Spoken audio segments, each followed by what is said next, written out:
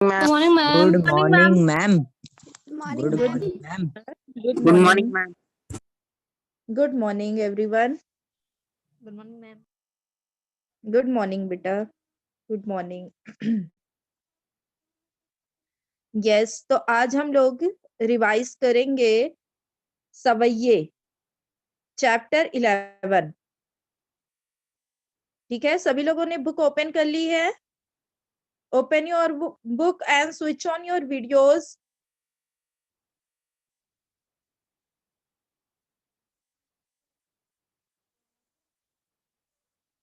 Yes, Anjali ने कर लिया है switch on, very good.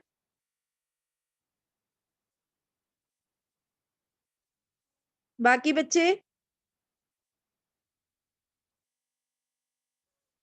Manishankar, Aarti, switch on करिए सभी लोग videos. Amish, Sushmita, Abhishek, Prince. Ma'am मेरे पास पीडीएफ है। पीडीएफ है इस बुक की? Yes ma'am. इस चैप्टर की शेयर करिए। Okay ma'am.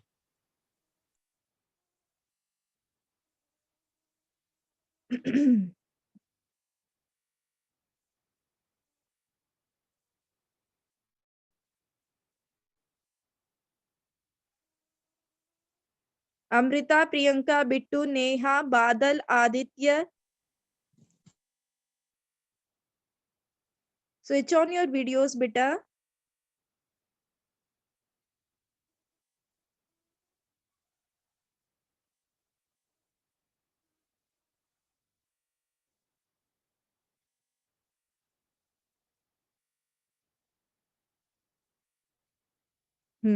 Thank you Manishankar. चलिए, तो सवैये के कवि कौन है? रसखान जी। सवैये के कवि कौन है? रसखान जी। रसखान जी के बारे में पढ़िए। अंजलि पढ़ो। अंजलि, आपने बुक ओपन किया है, पढ़िए बेटा।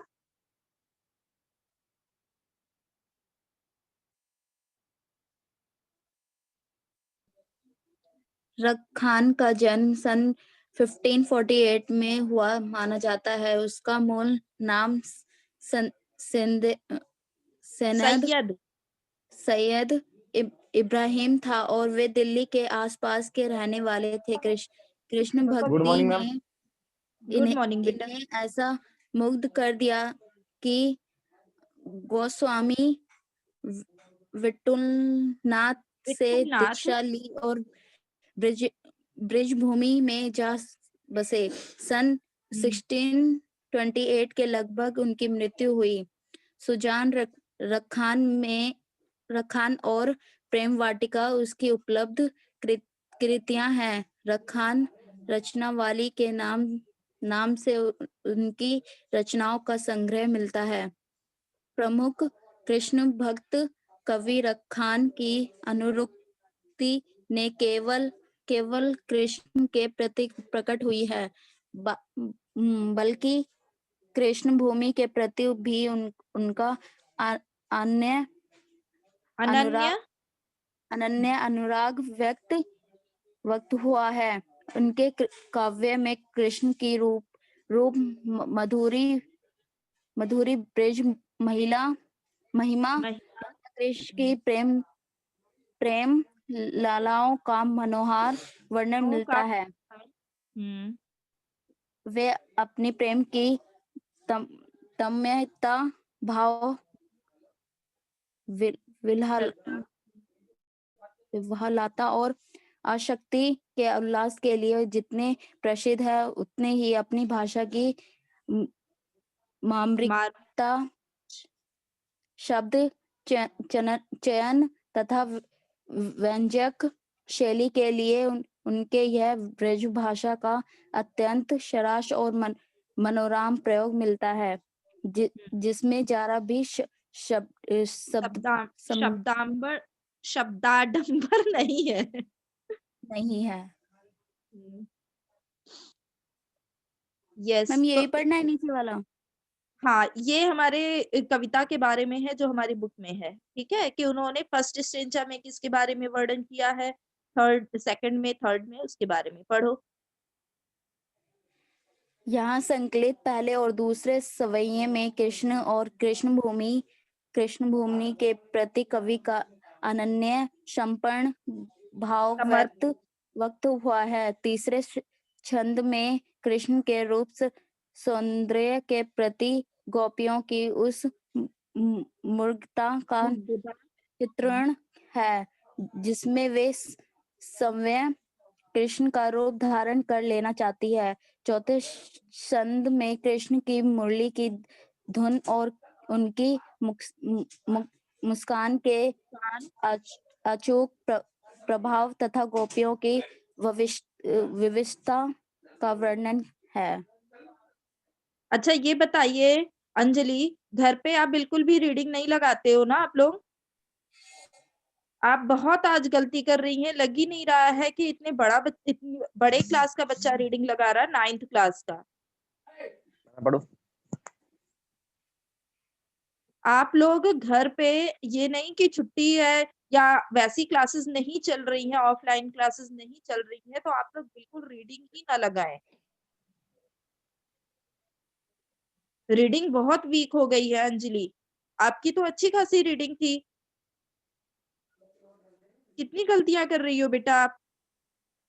सभी के लिए है। थोड़ा थोड़ा रीड जरूर किया करो, चाहे न्यूज़पेपर ही पढ़ो। ठीक है? बहुत गलतियां कर रहे हैं आप लोग। तो ये अभी हमने रसखान जी के बारे में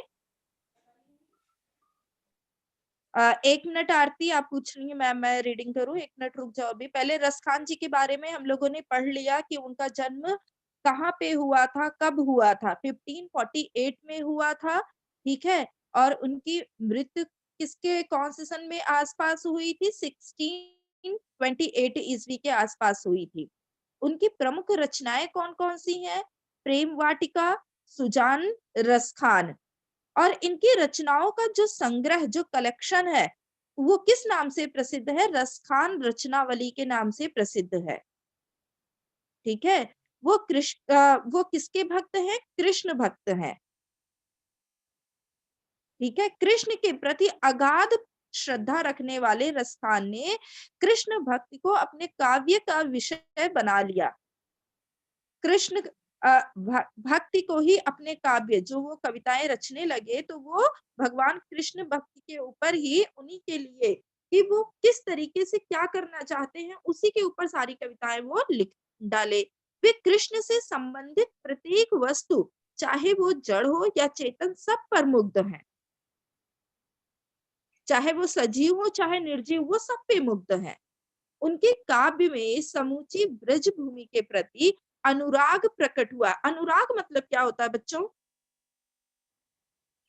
भावना, शायद भावना और प्यार में, मतलब प्रेम। उनके काव्य में समूची ब्रज भूमि के प्रति उनका प्रेम प्रकट हुआ है। जब अभी हम उनके बारे में, ये उनकी कविता को पढ़ेंगे, तो आप पहले भी पढ़ चुके हैं, ये तो रिवीजन चल रहा है, तो आपको पता ही है वो कितनी अच्छे तरीके से उन्होंने यहाँ पे व्यक्त किया है। उनका कृष्ण के प्रति प्रेम पवित्र, निश्चल और निस्वार्थ है, जिसमें उनकी तन्मयता, भक्ति। मैम वो मुस्लिम थे मैम, तब भी मैम कृष्ण भगवान की पूजा की करते थे। ये कोई जरूरी नहीं है ना बेटा कि अगर वो मुस्लिम थे तो कृष्ण भगवान की पूजा नहीं कर सकते थे। ये तो आप पे डिपेंड है कि आप किसको मानते हैं। ये तो हमारे ऊपर डिपेंड है। ठीक है। तो उनको कृष्ण जी अच्छे लगे, उनके बारे में, अब वो उनसे उनको अनुराग हो गया, प्रेम हो गया, तो उनके बारे में वो सब कुछ लिख डाले। और उनकी भाषा शैली के बारे में कहा गया है कि रसखान ने ब्रज भाषा में काव्य की रचना की है। बहुत ही सरल, सरसता तथा मधुरता जिसमें प्रकट होता है, और भाषा में मुहावरों के प्रयोग के कारण मधुरता बढ़ जाती है। कहीं कहीं पे मुहावरों का भी प्रयोग हुआ है उनकी भाषा में। वे दोहा, कविता और सवैया तीनों छंदों का पर अधिकार रखते हैं, पर उनके सवैये अद्वितीय हैं। इन्हें देखकर रसखान को रस की खान कहने में कोई अतिशयोक्ति नहीं होगी। तो पहले वाले जो यहाँ पर सवैये दे रखा है, पहले वाले सवैये में उन्होंने किसके बारे में वर्णन किया है? पहले और दूसरे सवैये में कृष्ण और कृष्ण भक्त के प्रति कवि का अनन्य समर्पण भाव व्यक्त हुआ है। पहला वाला स्टेंजा शेयर करिए मणिशंकर,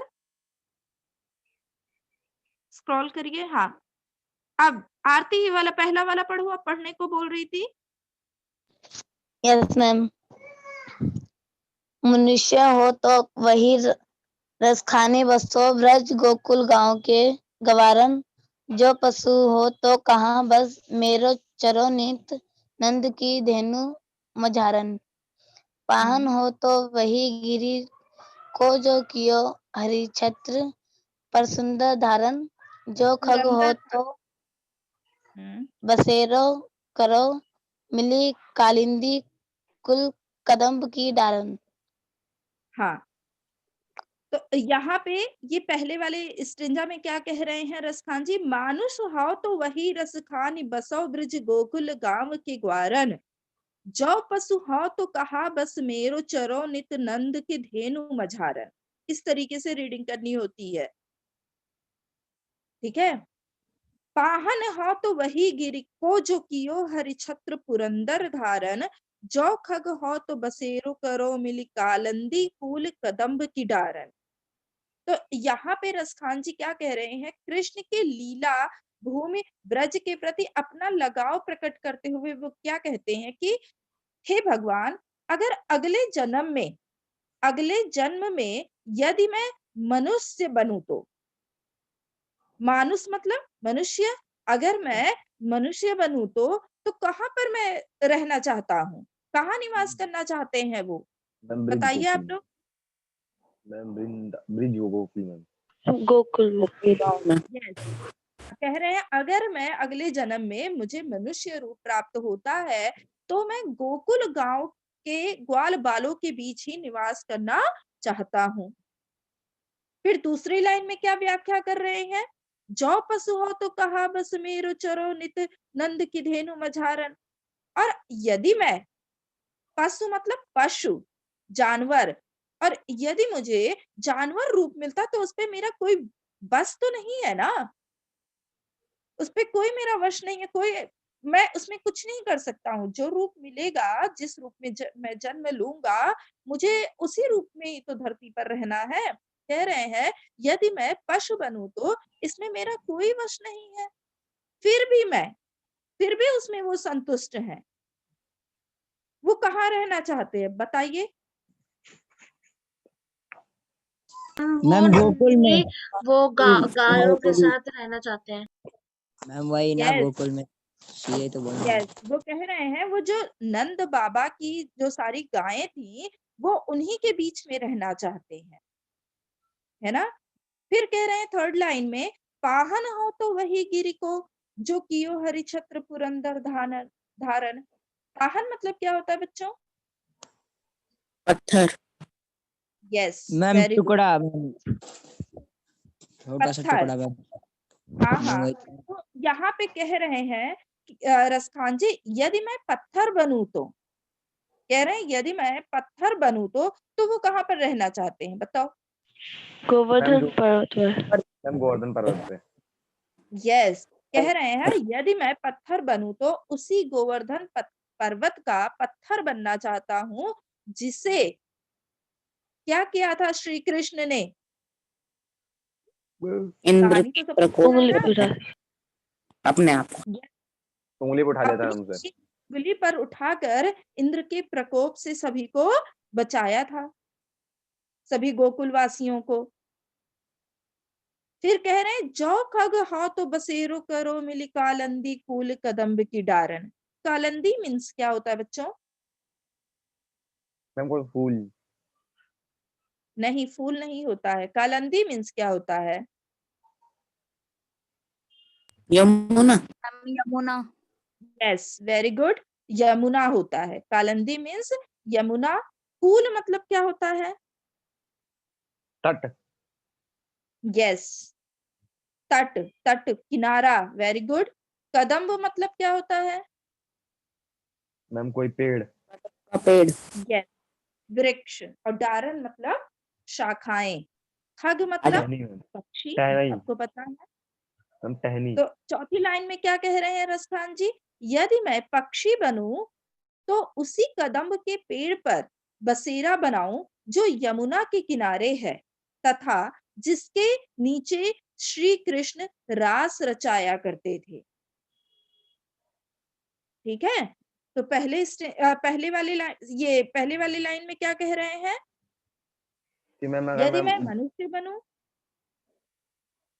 कह रहे हैं यदि मैं अगले जन्म में मुझे मनुष्य रूप मिलता है तो मैं गोकुल गांव के ग्वाल बालों के बीच निवास करना चाहता हूँ। दूसरे लाइन में, यदि मुझे पशु रूप में मैं जन्म लेता हूँ तो उसमें मेरा कोई वश नहीं है, फिर भी मैं नंद बाबा की गायों के बीच में रहना चाहता हूँ।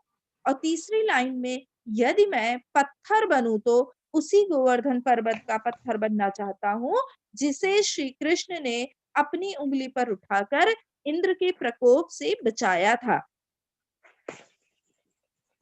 और फिर आगे कह रहे हैं चौथी लाइन में, यदि मैं पक्षी बनूं तो उसी कदम्ब के पेड़ पर बसेरा बनाना चाहता हूँ जो यमुना के किनारे है तथा जिसके नीचे श्री कृष्ण रास रचाया करते थे।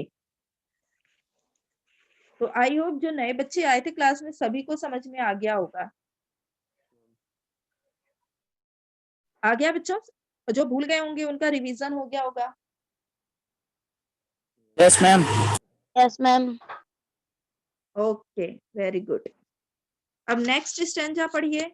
अंकित आप पढ़ने को बोल रहे थे, पढ़िए बेटा।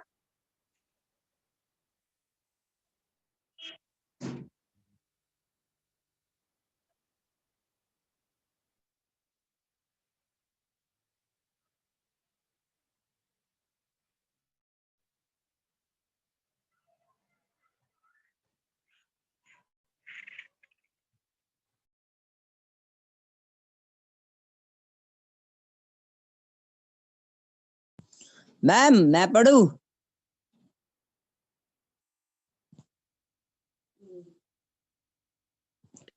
ये प्रेम कौन है? अच्छा, वो प्रेम उसका अर्थ बताया मुझे लगा किसी बच्चे का नाम है। ओके, मैम मैं हाँ बताऊं? पढ़ो पढ़ो पढ़ो अमीश पढ़ो। या लकुटी अरु कमरिया पर राज तिहुपुर को ताजी डारो। अटहु सिद्धू नवे निधि के सुख नद की गई चराही बसेरो। रसखान कबे इन अखिन सौ बद्र के बीन बाग तड़ाग निहारे। कोटिक एकल धोत की धाम करील के कुंजन ऊपर वारे। मैम हो गया। Very good. तो ये क्या है लाइन? या लकुटी और कामरिया पर राज तिहुपुर को तजी डारो। आठों सिद्धि नवो निधि के सुख नंद की गाय चराए बिसारो। रसखान कबाओ इन आखिन सौ ब्रिज के बन बाग तड़ाग निहारो। कोटिक एकल धौत के धाम करील के कुंजन ऊपर वारो। तो यहाँ पे रसखान जी क्या कह रहे हैं इन सेकंड स्टेंजा में? अच्छा, कोई बताना चाहेगा? मैं तो पहले भी बता चुकी हूँ, कोई बताना चाहेगा?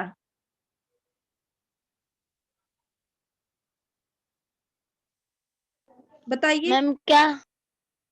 सेकंड वाले स्टेंजा की व्याख्या कीजिए, उसके बाद मैं समझा दूंगी। पहले आप बोलो कोई।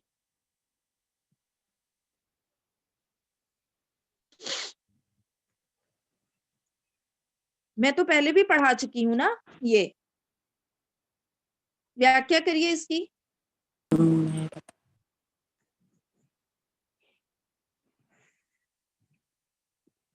अमीश, मणिशंकर। मैम मैंने अभी तो बता दिया है मैम। आपने रीडिंग लगाया, व्याख्या नहीं किया अमीश। व्याख्या करिए, जो भी आता है उल्टा सीधा, थोड़ा बहुत।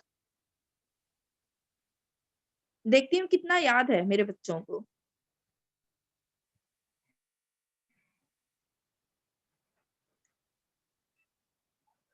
कोई भी बताए जिसको आता है।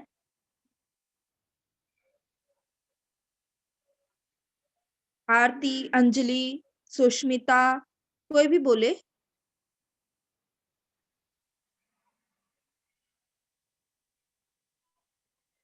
बहुत इजी है बेटा, सब भूल गए। Ma'am second stanza. हाँ बेटा, सेकंड स्टैंजा। मैम इसमें कवि कहते हैं कि इस लाठी और इस कंबल के लिए मैं सारे राज को त्याग दूंगा। और मैं क्या आठों कहते? सिद्धि और नवोनिधि को त्याग दूंगा श्री कृष्ण के गाय को चढ़ाने के लिए। मैम मैं बताऊं? हाँ बताओ सुष्मिता। मैम रसखान जी कहते हैं अगर मुझे वो कृष्ण जी की लकड़ी और उनके कमर में वो जो उनका जो कंबल मिल जाए तो मैं उसके लिए आठों ही सिद्धि के जो नौ निधि जो है मैम उसको भी त्याग देंगे। और अगर उन्हें उन ब्रज के वन को देखने को मिल जाए, निहारने को मिल जाए तो वो क्या तो वो कोई भी चीज उस पे निछावर कर लेंगे। उनके लिए कृष्ण जी की चीजें ज्यादा अहमियत रखती है बाकी किसी चीज। यस, सही बताया आप लोगों ने। एक सेकेंड।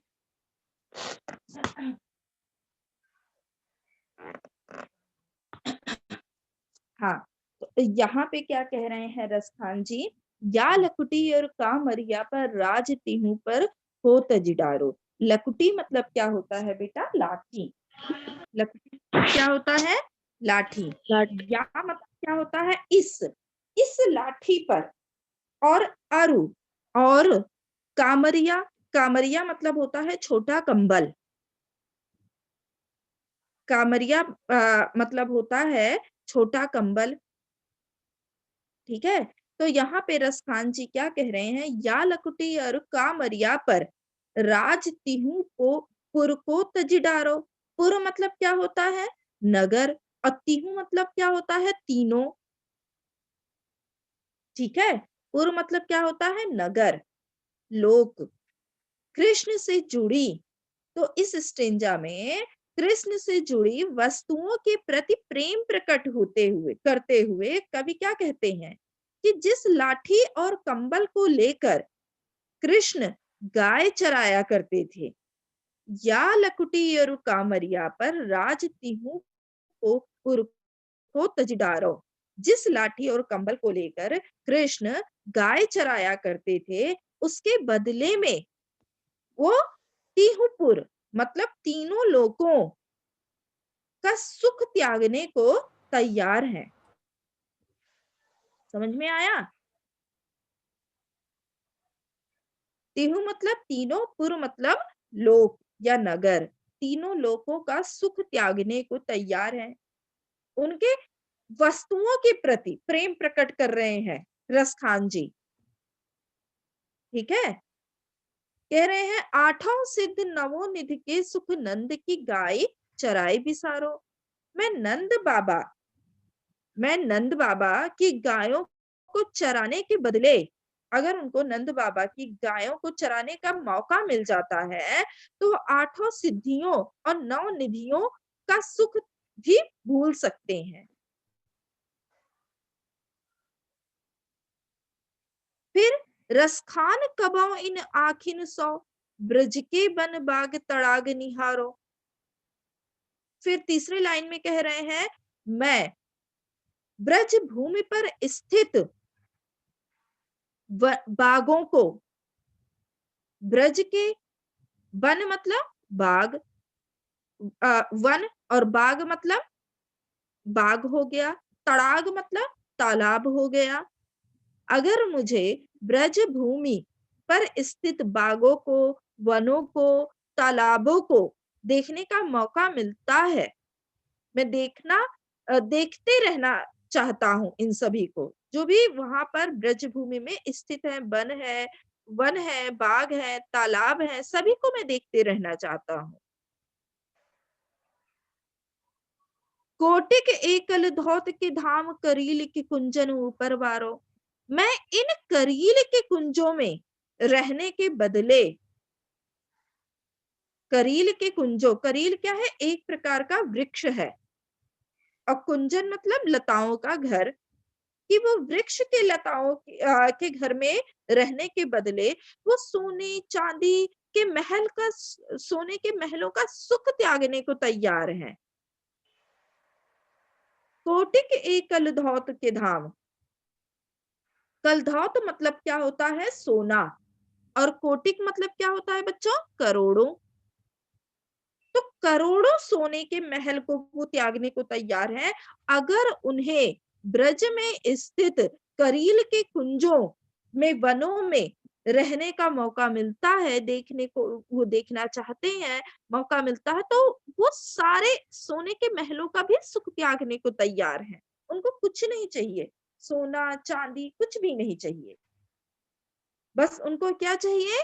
जो श्री कृष्ण से जुड़ी वस्तुएं हैं, अगर उनको उन वस्तुओं को भी देखने का मौका मिलता है, सब कुछ दुनिया की हर सुख सुविधाओं को वो त्यागने को तैयार हैं। ठीक है, अब हम नेक्स्ट स्टेंजा पे आते हैं। नेक्स्ट स्टेंजा रीड करिए कोई। प्रियंका आप रीड करो, Priyanka Kumari 9th B.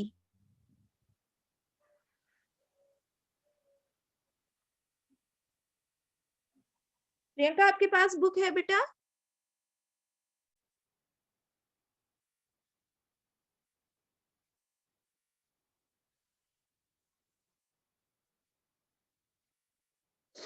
Bittu share कर रहे हैं, thank you Bittu. Yes Priyanka, अब आप पढ़िए बेटा 3rd स्टेंजा।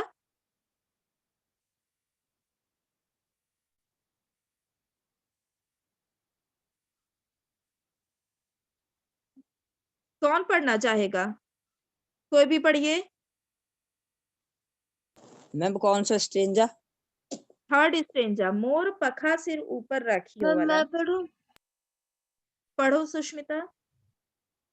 मोर पखा सिर ऊपर राखियो, गुंज की माल गरे पहिरोंगी, ओढ़ी पीतम्बर लै लखुटी बन गोधन, ग्वालिन संग फिरोंगी।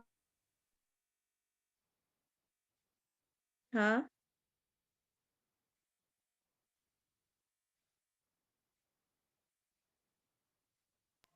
या मुरली मुरलीधर की अधरान धरी, अधरा ना धरूंगी। यस। तो यहाँ पे किसके बारे में वर्णन कर रहे हैं सुष्मिता, रसखान जी? मैम गुंज की माला की। गुंज की माला। मैम वो अपने सिर पे मैम वो मोर पंख कृष्णा जी पहनना के चाहते ऊपर हैं और रखवा गुंज है की ना। माला लटकना चाहते हैं, मैम कृष्णा जी यस पे मीशा। रखवा। और उनके कपड़े भी पहनना चाहते हैं उनके यस जैसे। मैम, मोर पंख सिर पे लगाना चाहते हैं मैम, गुंज की माला लगाना चाहते हैं, और क्या लगाना चाहते हैं? आधी और पीताम्बर उनकी में। बांसुरी पकड़ के वो बजाना चाहते हैं यस बांसुरी की मैम, तरह। वही वही। वही वही, यस सही बता रहे हैं आप लोग। देखो यहाँ पे क्या कह रहे हैं रसखान जी? मोर पखा सिर ऊपर राखी हूँ, गुंज की माल गरे पहिरा रोगी, ओढ़ पीतम्बर लह लकुटी बन गोधन, ग्वारिन संग फिरोगी। भाव तो वो ही मेरो, रस खानी सो तेरे कह सब स्वांग करोगी, या मुरलीधर की अधरान धरी अधरा न धरोगी। तो यहाँ पर कृष्ण के सौंदर्य पर, उनकी सुंदरता पर मुग्ध होकर एक गोपी दूसरे गोपी से कहती है कि हे सखी, क्या कहती है? कि हे सखी, मैं कृष्ण की तरह ही अपने सिर पर मयूर के पंखों का मुकुट तथा गले में कुंज की माला पहनूंगी। मोर पखा सिर ऊपर रखो। जिस तरीके से श्री कृष्ण जी अपने सर पर मोर के पंखों का मुकुट पहन के सुंदर दिखते हैं, गले में गुंज की माला पहन के सुंदर दिखते हैं, मैं भी वही पहनूंगी। ओढ़ पीतंबर लय लकुटी बन गोधन ग्वारिन संग फिरोंगी। और सेकंड लाइन में क्या कह रही है, वो क्या और ओढ़ना चाहती है? ओढ़ी, ओढ़ी मतलब ओढ़ना, पीतंबर मतलब पीला वस्त्र, और लकुटी मतलब अभी बताया था लाठी।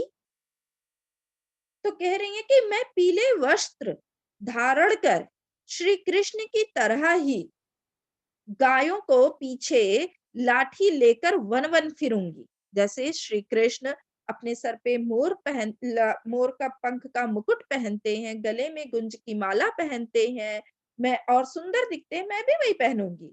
और क्या पहनूंगी? पीले वस्त्र को धारण करूंगी, पर मैं ओढ़ वो करके। पहनूंगी नहीं होगा ना, पहनूंगा होगा ना, क्योंकि वो तो लड़का है ना। हाँ, वो तो लड़का है, लेकिन यहाँ पर इस स्टेंजा में एक गोपी जो है वो दूसरे गोपी से कह रही है, ठीक है? जो वहां पे सारी लड़कियां थी, वो कृष्ण जी के ऊपर हमेशा मंत्र मुग्ध रहती थी ना, तो वो आपस में बातें कर रही हैं। ऐसा रसखान जी ने यहाँ पर वर्णन किया है। ओके, तो यहाँ पर क्या कह रही है एक सखी दूसरे सखी से कि मैं भी उसी तरीके से मोर के पंख का मुकुट पहनूंगी, गले में गुंज की माला पहनूंगी, और जिस तरीके से श्री कृष्ण जी पीले वस्त्र धारण कर गायों के पीछे पीछे लाठी लेकर चराने के लिए जाते, मैं भी उस उन्हीं की तरह वन वन फिरूंगी, वैसे ही जाऊंगी गायों के पीछे पीछे। भाव तो वो ही मेरो रस खानी सो तेरे कहे सब स्वांग करोगी। भाव तो मतलब अच्छा लगता है, भाता है। मेरे कृष्ण को जो भी अच्छा लगता है, मैं उनकी कहने पर सब कुछ करने को तैयार हूं। पर हे सखी, कृष्ण की उस मुरली को या मुरली धर की अधरान धरी अधरा न धरूंगी। पर हे सखी, कृष्ण की उस मुरली को मैं अपने होठों पे कभी भी न रखूंगी।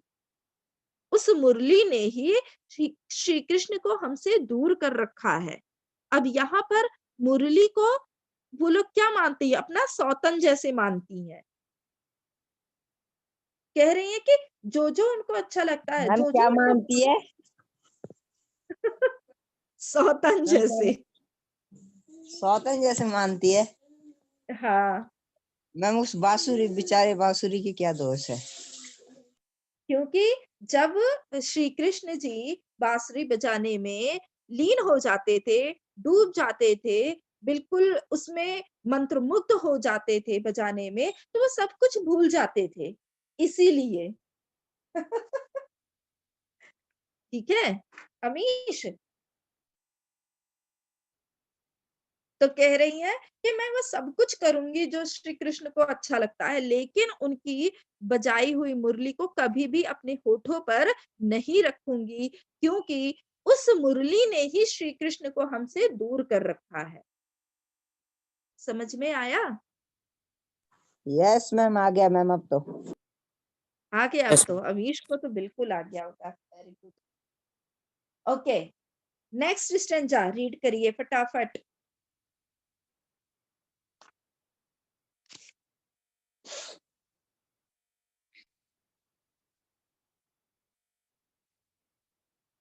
रीड करिए बेटा। मैम मैं करूं? हाँ मैं करो करूँ? अमीश। किसने कानी पूछा अभी? दे अगुड़ी। मैम मेरे को करना है या फिर कोई और करेगा? आपकी मैं बात करूँगी। पता हमसे नहीं किसने, मैम कोई चार और पांच पूछ बच्चे रहा दे है। रहे हैं। मैम करिए चार पांच बेटा बच्चे तो। बोले जा रहे हैं। हाँ, कोई और बच्चा करिए। मैं अमीश को करूं? पहले कर। मैं कौन? हमसे हाँ श्रेया, करो बेटा। काननी दे अंगूरी रहीबो जबहि मुरली धुनि मन बजे है मोहनी तानन सो रस खानी अटा चढ़ी गोधन गेहे तो गेहे टेरी कहूँ सिगरे ब्रज गोलनी, काली कहूँ कितनो समुझे। माई रिवा मुख की मुस्कानी, समारी न जेहे न जेहे न जेहे। Yes, very good. तो यहाँ पर रसखान जी क्या कह रहे हैं? कानिन दे अंगुरी रहिबो, जब ही मुरली धुनि मंद बजे है। मोहन कानन सो रस खानी, अटा चढ़ी गोधन गहे तो गहे। तेरी कहा सिगरे ब्रज लोगन, काली को कितनो समझे है। माई रिवा मुख की मुस्कान, संहारी न जय है न जय है न जय है।